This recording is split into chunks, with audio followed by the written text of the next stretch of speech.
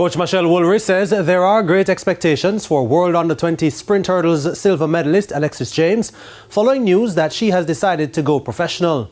James will be conditioned at the race's track club starting in the fall, where she'll continue her association with her Petersfield High coach Woolery, who is also part of the club's coaching staff. Well, she's a pretty talented young lady. This year, unfortunately, she have a little niggle, but she still have a successful year. She win a double at Western, she win double medal at Champs, double at Carifta with a record also.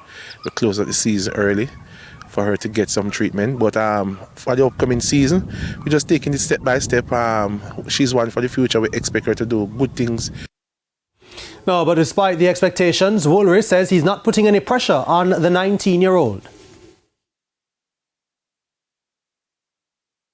We won't put any pressure on her. It's just a part of her development as any athlete. You're moving from a junior to a senior level. It takes time. It takes time to mature as an individual. It takes time to mature in terms of her training load.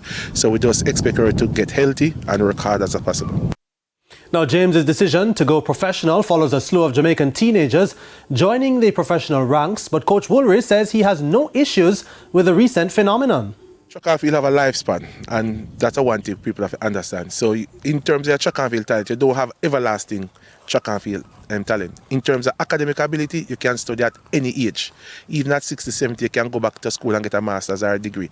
So doing track and field at a professional level from a younger age is just maximizing your talent, because that talent won't last forever. An average athlete retire mid-30s. Based on later technology now, probably, well, going to the mid-30s. So you at third, if you ever go professional, you can still go school. Life is about choices and how you make that